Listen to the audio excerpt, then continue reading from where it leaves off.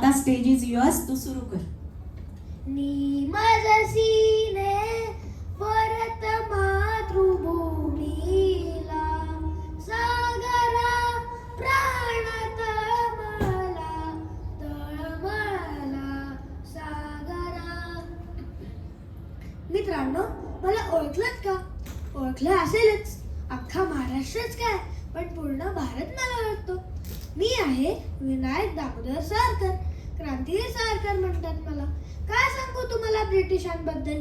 आपल्या देशाला लुटणारे, लुबाडणारे आणि छळणारे ते इंग्रज. तब्बल 150 वर्ष त्यांनी आपल्या भारत मातेला छळलं, आपली संपत्ती लुटली, आपल्याला गुलाम बनवलं. इंग्रजांनी आपल्यावर किती अत्याचार केले हे मोजता सुद्धा येणार नाही. तुम्हाला सांगतो, 9 साली नाशिकमध्ये जॅक्सन नावाचा एक अधिकारी होता.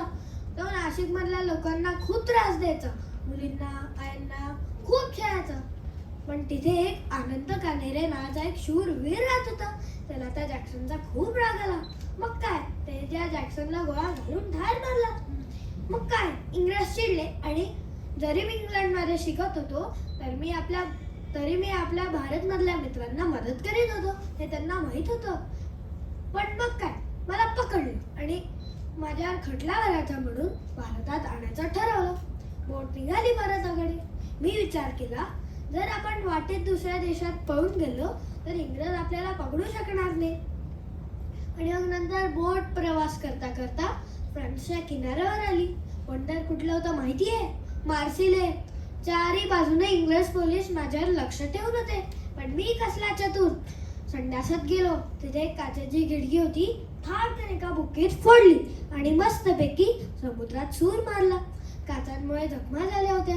खाऱ्या पाण्यामुळे अंगाची भयंकर लागत होती. पण आपल्या भारत मातेसाठी मी काहीही सहन करायला तयार होतो. किनारा लागला आणि पळत सुटलो.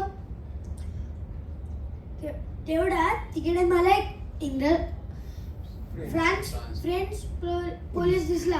त्याला म्हणलं, अरे मला पकड, म्हणजे ते इंग्रज मला पकडू शकणार नाही. पण मी जे काय बोलत होतो ते त्याला समजेच ना. तेवढ्यात इंग्रज पोलीस आले मागून आणि मला पकडलं आणि परत बोटीवर घेऊन गेले. तुम्हाला सांगतो, मला भारतात आणून चक्क काळ्या पाण्याची डबल शिक्षा दिली. हे बघून भारत पेटून उठला. इंग्रजांची पळताबोळी केली. माझ्या उडीचे सार्थक झाले.